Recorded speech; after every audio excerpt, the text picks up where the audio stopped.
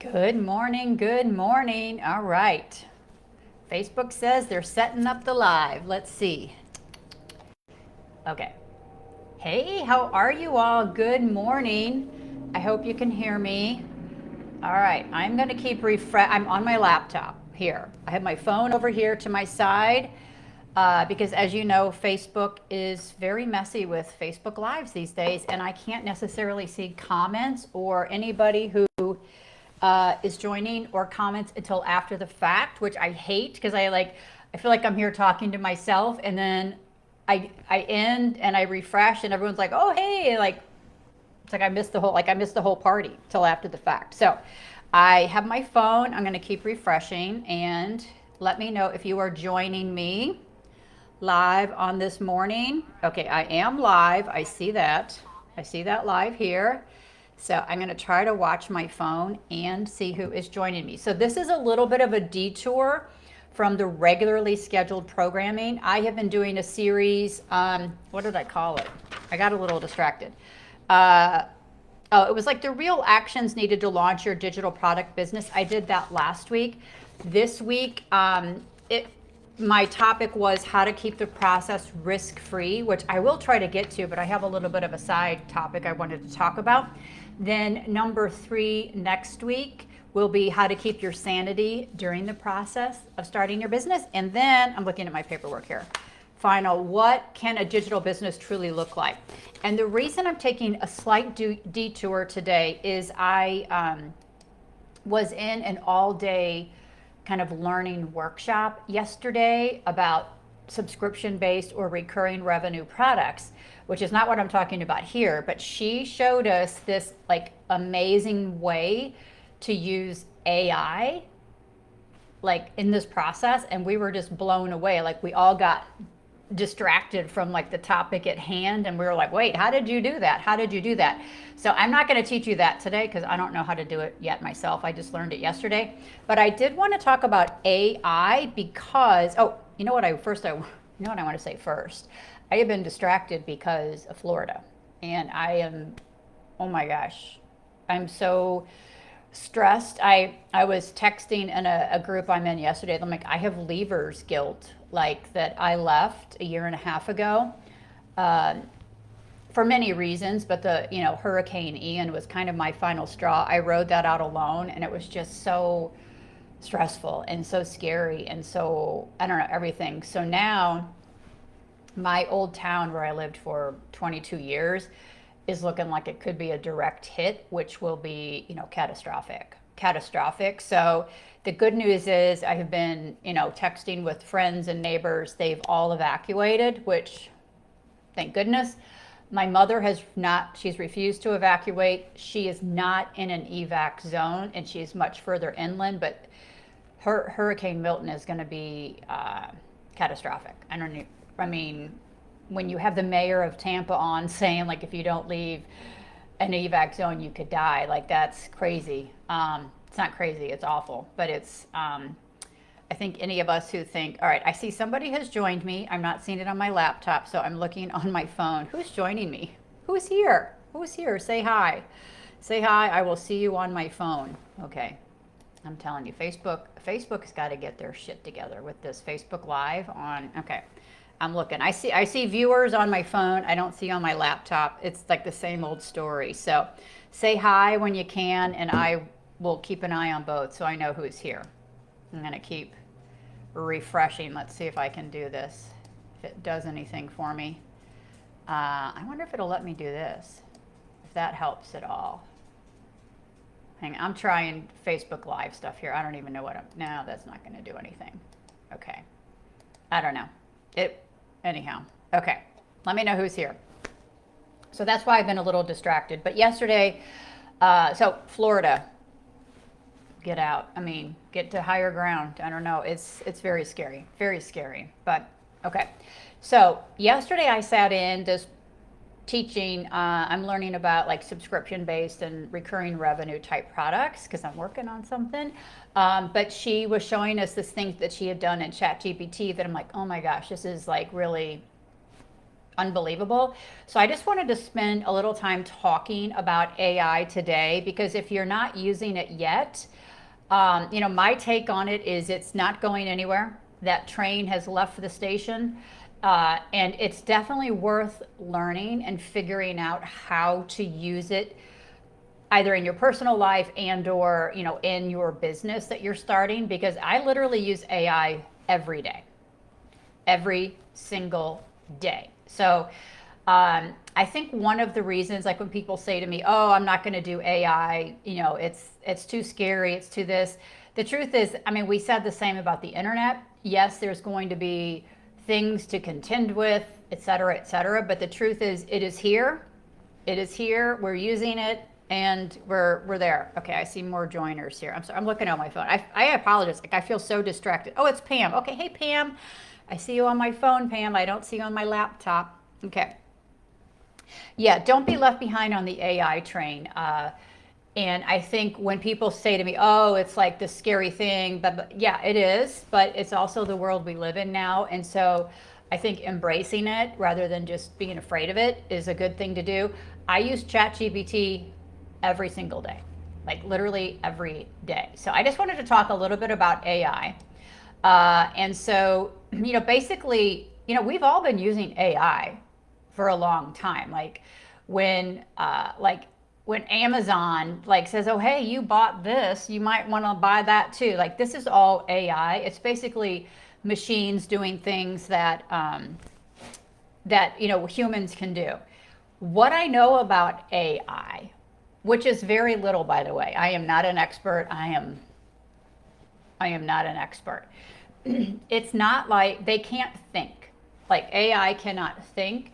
They are what are called LLMs, or large language models, which basically predict language. Now, I don't know how that works for the AI doing like images and things like that, but if you go to an AI tool, which I'll talk about in a second, like ChatGPT or Claude, and you type in a prompt, it goes and figures out what words are likely to follow, as opposed to like researching an answer, which is why in some cases, I've talked about it before here, AI can get things wrong for sure. It has what are called hallucinations. Like, I think I mentioned even last week how they were testing, like they would go to ChatGPT and say, how many R's are there in the word strawberry? And it wasn't getting it right. So there's that to contend with. But when you're using it for your own, like personal use or business, you are likely inputting information and details you already know, and it's just amplifying that. It's just amplifying that. And so, yeah, let's see. Yeah, Pam says she's using it every single day. Autocorrect text on your smartphone is AI. Yeah, we're already using it. We've already been using it a long time. It's just become very mainstream now. And so, yeah. So even for example, I went to ChatGPT this morning and said, how do I explain AI to people? Literally. Okay, so this is what it says. I'm reading this from ChatGPT. You're already interacting with AI more than you realize. Social media platforms like Instagram, TikTok, YouTube, Facebook use AI to recommend specific posts and content to you. Virtual assistants like Siri, Google Assistant, the other one from Amazon, I can't say because she'll start talking to me, is all that is all AI, right? Video games, streaming services, like we've already been using them. But now that we have access to like more mainstream tools, I think it's become more to the forefront, and people are jumping all over this since ChatGPT came out and kind of brought it to the world. So different AI tools are built to do different tasks. For example, so ChatGPT, again, I'm reading this from ChatGPT. It says, ChatGPT, this is conversational AI, like me, it's me, ChatGPT. Literally, this is what it's written to me. It's designed to understand your questions, hold a conversation, help with creative tasks like writing or brainstorming, or even explain complex topics. Claude.ai is very similar to ChatGPT. It's designed, it says, to excel in understanding and helping with more complex ideas or problem solving in long conversations. I haven't used Claude that much, but I do know people who are looking for like interesting copy and things like that find Claude more useful than ChatGPT. I have not found that. I think probably like just because I've used ChatGPT more. So there's that. Perplexity is more like an AI powered search tool. And so when you go to perplexity.ai and you put in like a prompt like, what is blah, blah, blah, it will come back with sources. It'll name its sources. It'll do all sorts of things. So that is more of like a search type engine. But again, AI is not, it's not like finding you exact answers specifically or correct answers, right? All right. Okay. Oh, I'm just looking at my phone now since I can't see you on my computer, but I'm streaming on my computer. Yeah, you guys are still not showing up. So we have Pam, good morning. We have Celeste, great. AI, so Celeste says AI is a great assistant, but with human supervision always. Yeah, absolutely.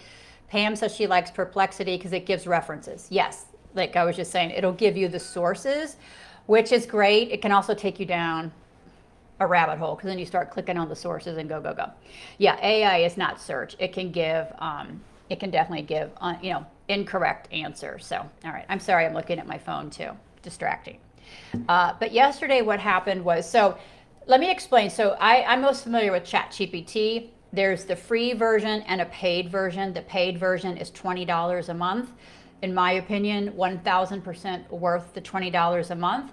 But if you're just starting and you're, just testing things, the free version basically will do the same thing. But you're limited in how many queries you can give it. Like you'll run out of queries pretty quickly. So, and what happens, as you know, if you have the paid version and you decide to go down the rabbit hole and you give it a prompt, anybody who's like used ChatGPT just a few times, you will start arguing with it. I know. Like, no, that's not what I meant. Anyhow, so you can kind of keep going on and on and on. What's interesting about the paid version is you always get like the latest version of ChatGPT, like the supercharged like turbo version.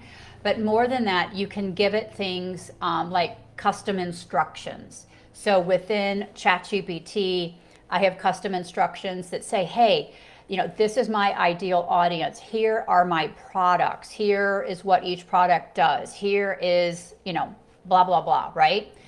So you can give it custom instructions. You can also create custom GPTs, which I learned yesterday. So what I'm about to tell you, I don't know 100% about, but I was like mind blown. So I'm just looking here.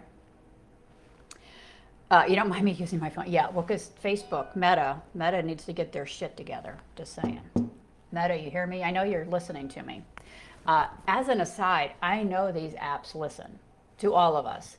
This is totally an aside. This has got to be AI. I did a live on TikTok the other night, a TikTok live, like literally it was live, and this gal came on and we started speaking French. So we just got into that conversation. Literally, I started being served content in French. Not how to speak French, because they obviously like, oh, she speaks French. Started giving me content in French. I'm like, across all the platforms. I'm like, don't tell me you're not listening. Okay, anyhow. That's an aside. I guess we know that. We know that. So so back to ChatGPT and being able to create your own custom GPTs where you could literally go in, create your own GPT, say around email writing. And you can go in and you can say, I want to set up like a plan, a formula, a process for writing emails. Here are my last 20 emails that were opened the most, like had the highest open rate. I'm uploading them. This is how I write. And ChatGPT is going to figure that out now. Figure that out. Like, it's insane. The more I use ChatGPT, the more it sounds like me, because you can give it instructions like, stop using so many exclamation points. Stop using the word unlocked and unleashed, because it really loves to use those words. Like, and it's obnoxious. Like, unleash your power. So it learns. But what is really fascinating about these custom GPTs and just regular ChatGPT is you can keep, you can keep the conversation going and say, no, I actually like, it just gave me 4 items I asked for. I like 3 of them. Number 1, I don't like. You need to refine that. And you just have this ongoing conversation. And so yesterday we spent a couple hours doing, for like a new product, kind of coming up with an acronym that would describe like the mission of the product. And I got to say, what it spit out after 2 hours would have probably taken me weeks of writing, rewriting, editing, processing, going to thesaurus. It really would have taken me weeks. And I was like, oh my gosh, like this is insane. This is really insane. So it's, yeah, so as Pam says, the more I feed ChatGPT my own writing, it learns my voice and cadence. Yeah, absolutely, it does. So it's amazing. So kind of in a nutshell, how can you use AI? Because I know a lot of people just use, I haven't really used it yet for my personal life, but I know a lot of people who are. And some of the ways it has spit out, let me just find here, back to my ChatGPT where I asked it, is I know people who are using it, for example, for meal planning, or give me a workout.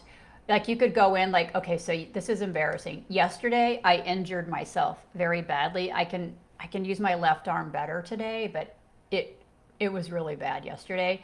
I injured it shampooing my hair. I know you ladies can relate. I don't know. I was just shampooing. It wasn't even like a wild shampoo. It was like just and something popped like a muscle in my back. Anyhow, it's better today. A little bit better. Still very sore. But I could go into ChatGPT and say, what are some stretches to work out this, kink I have in my back? Like you can be that specific. So you have that.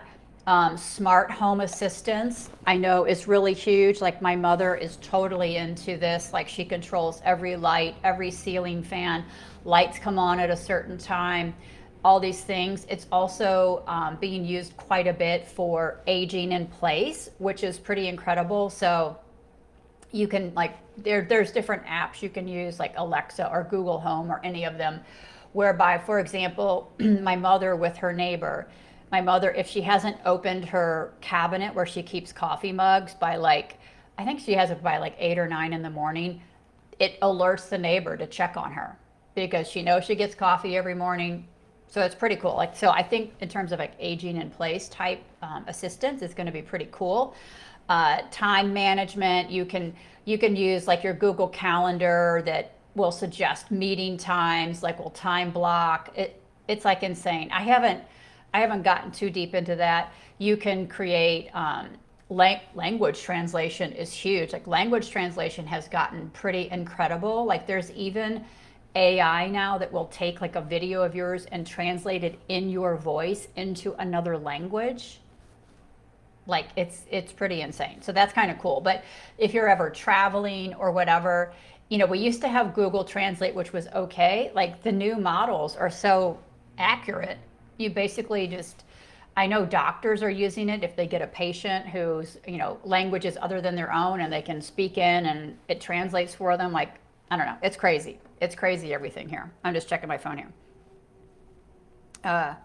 Oh, you put your back out yesterday feeding the cat. Yeah, that's what happens to us. That's what happens to us when we get older. Yeah, I was shampooing my hair. So let's say for your business, this is how I use ChatGPT every day. I pretty much they have a lot of examples here. They talk about data analysis, which I have done, where you put a spreadsheet of all my emails and analytics and say which ones have gotten the most open rates, which I can look at, but it's going to do the analysis for me, right? And then I can pull those and say, okay, we're going to use these kind of things. So data analysis is a big one. I know we're familiar with the customer service chat bots that I just don't love, the ones where you can't get to a live person and it's was this response helpful? And you're no, it was not. Get me a live person, right? There are all sorts of automations now where you can take, you can tell the AI and automations. There's Zapier, there's make.com, these automation tools where you can say, okay, go to this Google Drive folder that has 17 B-roll videos, pull them in, load them up, give them captions, hashtags, post them over to LinkedIn, TikTok, like all automated, which I know a lot of people are doing. I haven't gotten that far yet, to be honest. But I'm looking at ways to automate with AI, because why? I think one of the challenges, like as a new business owner, is we get kind of mired in a lot of the day-to-day, like smaller tasks that all take time, but they take time away from the bigger things, right? The money-making items. So that's a problem. I use it every day for content generation. Every day. Every day. I give it prompts. Like I'm looking at my ChatGPT now. I'm looking at, let's see, yesterday, let's see, I'm going to move my camera. I said, I need you to get creative for me. I need a new way to describe what I do. I often describe what I do as helping women make money online by creating a digital product based on something they love. I want to reframe this as leveraging your everyday know-how, making money, teaching people how to do something you already love. Can you give me other ways to describe what I do? And it came up with 10. I said, give it to me 10. And it came up with things like turning everyday expertise into income. I'm like, okay, I like that. I like that. Teach what you love, earn what you need. I'm like, okay, I like that. Monetizing your hidden skills. I probably could have come up with all of these in time, but this was literally a second, like a second. So that was just one thing I did just yesterday. I'm just looking at all my ChatGPT prompts I've done. I've done email subject line suggestions. So each week I publish the Gumption Gazette, and I always write like a primary article for it. And what I do is once I write the primary article and like the, like the smaller articles for Gumption, I will put it all up into ChatGPT and say, give me 10 high converting subject lines and preview text, because that's like the subject line for the email that's going to go out, and the preview text that most services allow for. Like that's just like the little first paragraph that's going to show.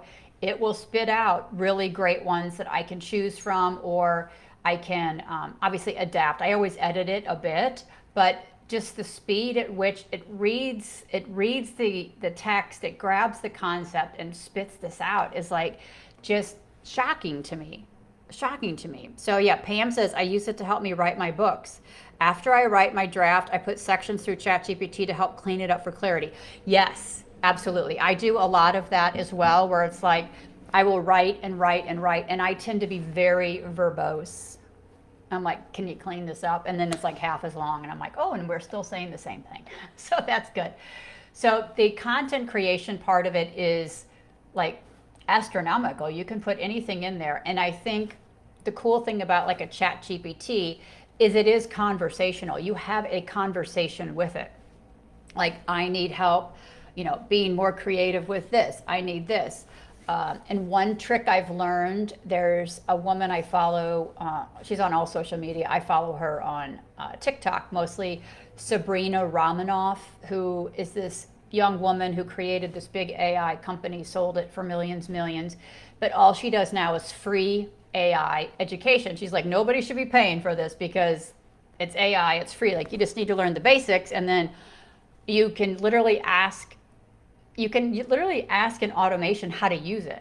Like, so for automations like that I don't know how to create, I could say, hey, how do I create an automation to pull a video and then post it to LinkedIn? It'll give me instructions, right? So she's kind of like paying for some of the stuff is kind of ridiculous. But she, one of the best tips that she has given me that helped me the most is when you give AI, ChatGPT in this case, a prompt, like, can you help me create an outline for a new product, whatever it is. And here is what I'm thinking for the product.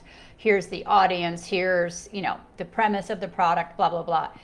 Always end the prompt, or this is what she suggests to ChatGPT. Ask me as many questions as needed that you are 95% confident you can successfully complete this task.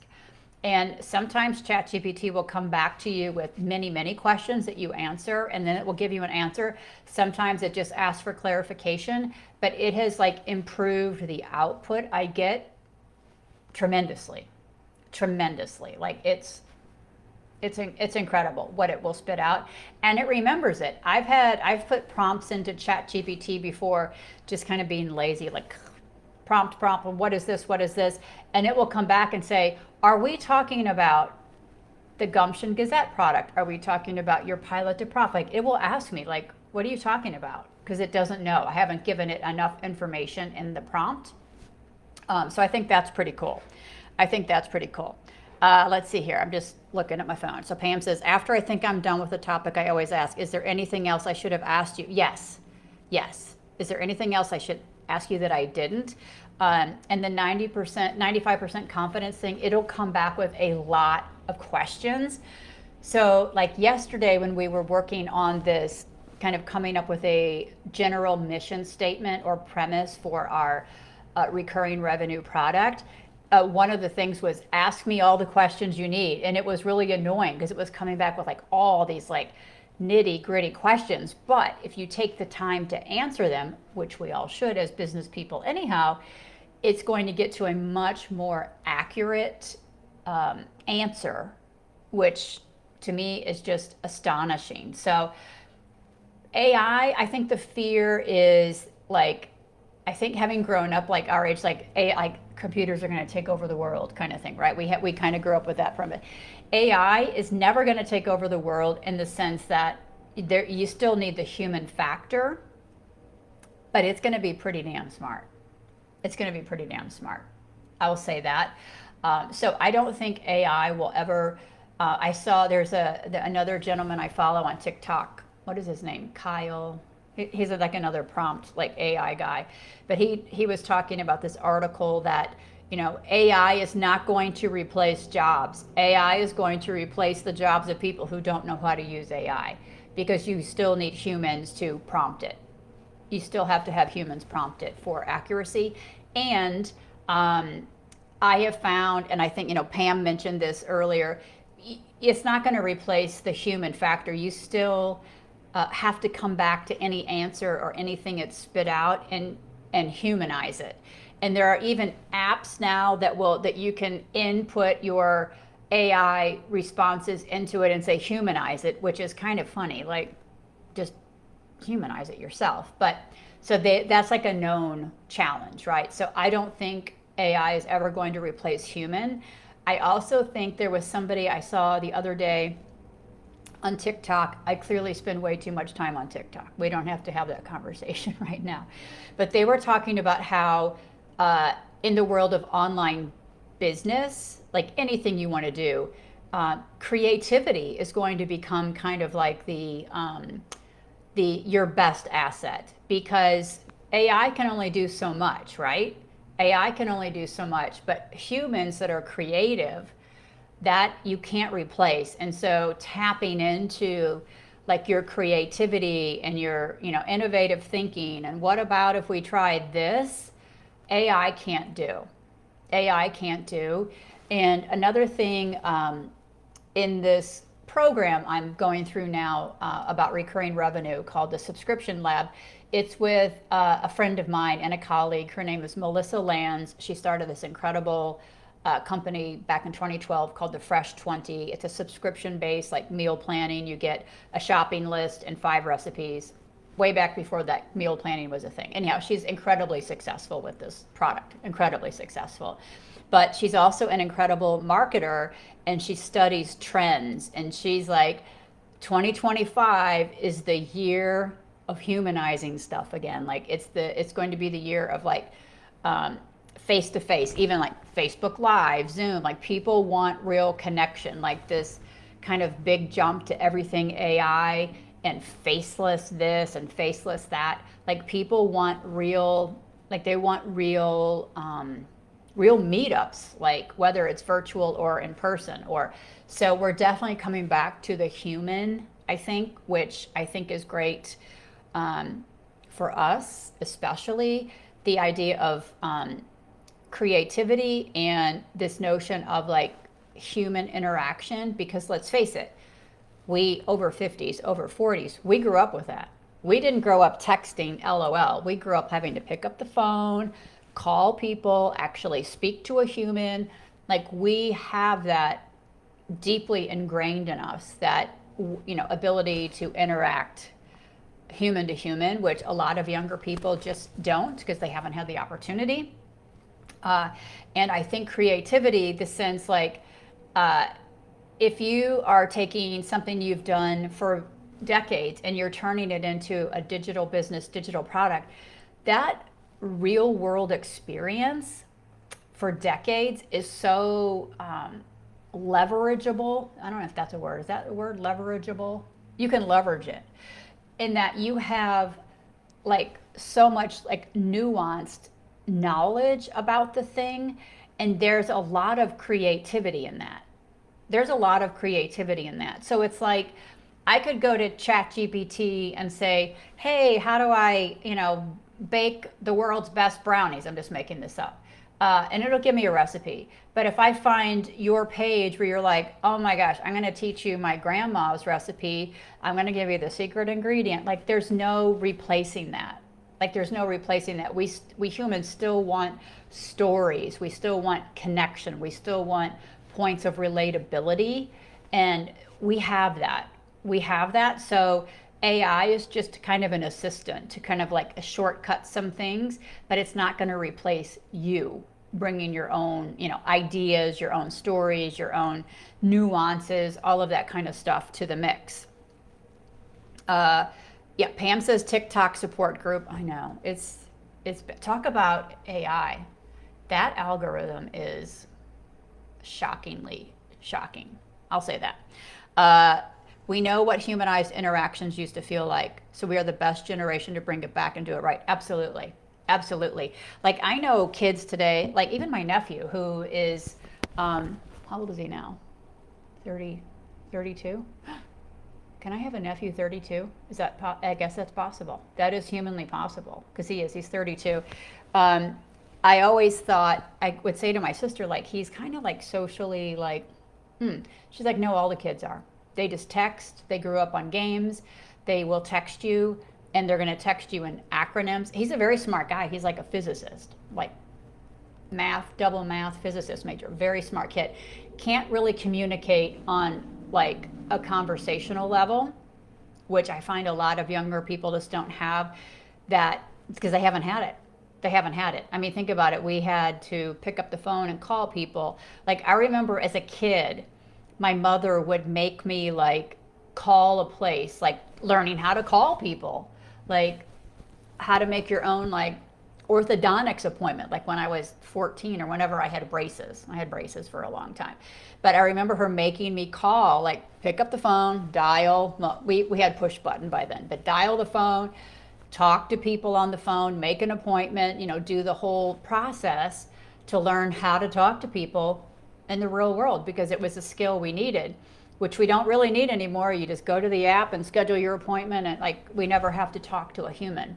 So I think it's we are in a really good position to leverage this and to understand that we have something very special in that ability to still communicate human to human. And we're not afraid to pick up the phone. We're not afraid to have the conversation. Look at me picking up the phone like, okay, I'm totally showing my age now. Like we don't even have phones like that anymore. I totally get it. But it's, I think it's definitely an asset we have. And then you couple that with using AI with it. Heck, why not? Why not? I'd say the biggest downfall of AI right now, at least with ChatGPT, and I'm sure somebody's working on this somewhere. There's some 22-year-old kid out there building something, is you just, in ChatGPT, like every conversation becomes like a new file. And the most you can do is go back and name that file something that's recognizable. So coming up with your own kind of naming conventions for things, because what happens is you just get a list of hundreds and hundreds and hundreds of conversations, and you can spend a lot of time sorting through them. So having some type of organizational system, and I know there's a few like Google extensions and things now that are out there. I haven't tried them yet, but the organizational process, I'm sure that'll come. I'm sure it will come for sure. But that is one of the downfalls. So when I'm doing like a ChatGPT prompt, I will basically say like EM for email, or I'll say GG for Gumption Gazette. Like I've just come up with my own naming convention. So when I'm, scrolling back through looking for a prompt I created before, I can at least more easily find it. It's not ideal, but it's a little bit better. And another thing that I have found really interesting about AI is, and it really does take like figuring out how to prompt it, but like one of the things I'm really focusing on right now is what I call like out of the box thinking, like more creative thinking. I've been in this digital space, digital business space since 2017. And I felt like I was just getting like, everything was like funnel, I'm like, there has to be more, like something more creative than this. And I've been going to ChatGPT, like I'll say that, like I've got it. I want to think out of the box. I want to find, maybe solutions from other industries that I could apply to my business kind of thing. And while it's not perfect, it definitely is giving me other ideas, at least to pursue and research. So I think you can bring kind of semi-vague questions to it and at least start pinpointing or getting someplace closer to where you need to be, which I think is fascinating. All right, let's see what we got here. Okay. So that's what I wanted to talk about in terms of AI. I know that was a little bit of a detour. So I think what I'm going to do next week's Facebook Live is I want to talk about digital business and how to keep it risk-free, because I think it's one of the biggest misconceptions we have, that starting a digital business is incredibly risky, and that usually implies financial risk, when in fact there is zero financial risk to starting a digital business. Not anymore, not today, there really isn't. So I want to talk through that process of how you can, basically you can't start it for free. That's kind of a myth too, but just a lot less risky, and give yourself a little bit more of a runway to do it. Then the next one I'm going to talk about is how to keep your sanity during the process, because there's so much noise out there. There's so much misinformation. We've been told that you should be able to start a digital product business overnight and start making $20,000. And then when you start and you're like 5 months in and you're like, what's wrong with me? There's nothing wrong with you. It's a lot of misinformation. So I'm very much about managing expectations and knowing what's coming and working with that as opposed to misinformation. So we're going to talk about that. And then we're going to talk about the last week, which where are we in October? Like we're like middle, we're only the 9th now. Let me look at my calendar real quick.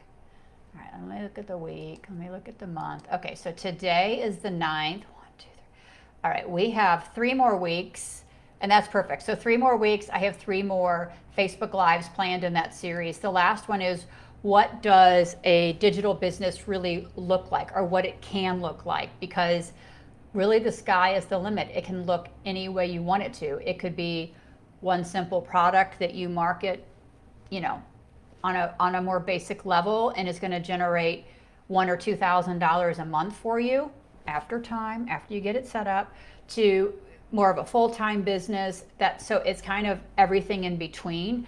I think there's a lot of misinformation. Like I've had people on TikTok. I've been doing TikTok lives, and people like, I can't quit my day job. I'm like, don't quit your day job yet. No, do not quit your day job. You're going to do this on the side. It might be a longer runway, but you obviously want to keep supporting yourself because of this misinformation that's out there that you can have, happens overnight. It doesn't. So, but what can it really look like? Because people often have the idea that it's a hustle game where you're going to be working 40, 50, 60 hours a week, which none of us want anymore. Like we've already been there, done that, right? So what can it look like, and what is realistic in terms of expectations if you only want to work 10 hours a week after you get it set up versus if you want to work 40 hours a week? Different levels of effort, different, expectations, right? But I want to talk about what that can really look like, because I think there's a lot of really great benefits to having even a very simple digital product business that allows you to still travel, still allows you to do all the things like in your life that you've already established. Like we don't get to our age without having a life, like life going on that we don't want to give up, right? And this idea that we've already given our life as an employee, we want to make sure the business we set up is really around our life versus controlling our life or dictating our lifestyle. So that's what we're going to do for the next few weeks. As always, if you see this live, comment like it's, if you're seeing the replay, comment like it's live. Yeah, no more hustle, slower life. Yes, yes. In fact, this program I'm working on, this gal, I just love her. She's basically having us create, she had us basically write out and document like your ideal day, your ideal week, your ideal month, all those things, right? And I'm like, I literally don't start my day before 9 or 9:30. I get up anywhere between 5 and 6:30. Like I don't set an alarm, that's when I get up.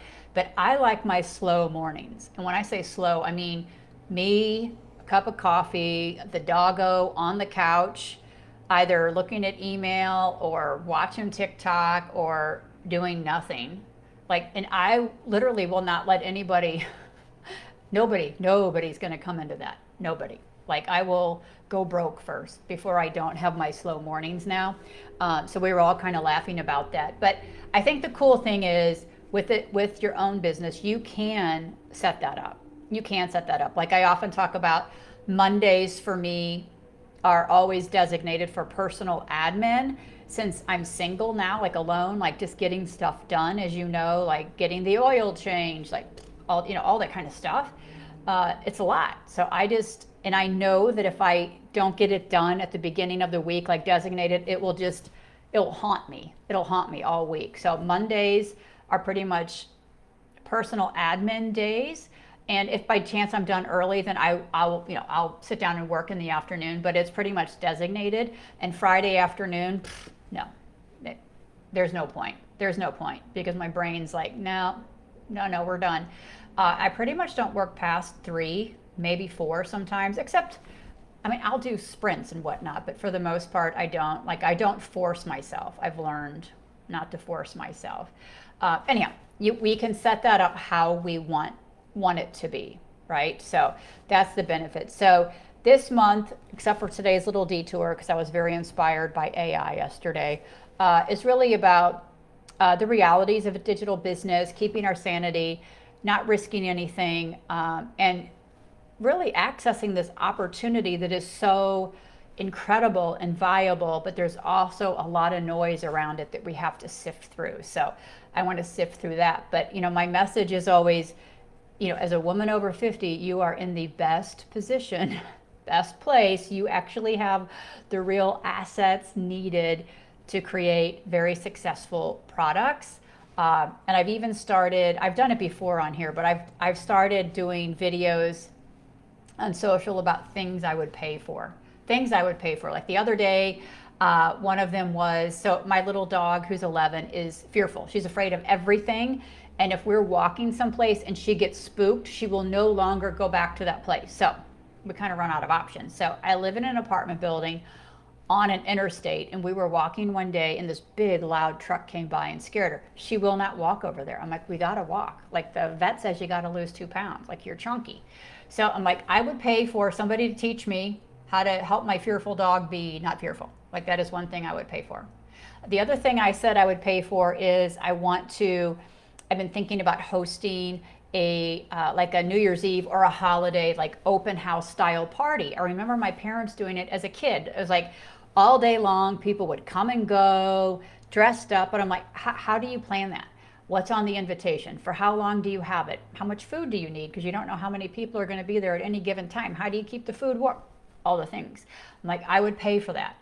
I don't want to go to YouTube and Google and research 17 videos and 49 Pinterest boards. I don't. Just give it to me one place. I will pay for that. So the idea that you can take something really simple that you know how to do and you're good at, you could do, quote, blindfolded, that's your ticket right there.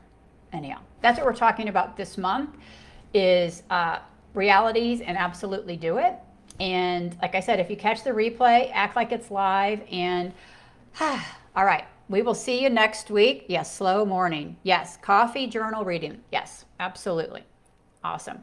Thank you all for joining me. Again, I'm on my phone. I can see you here. I'm sure I'll see more people after I hang up my laptop because that's Facebook. But anyhow, thanks for joining me today. All right, cheers. Bye-bye.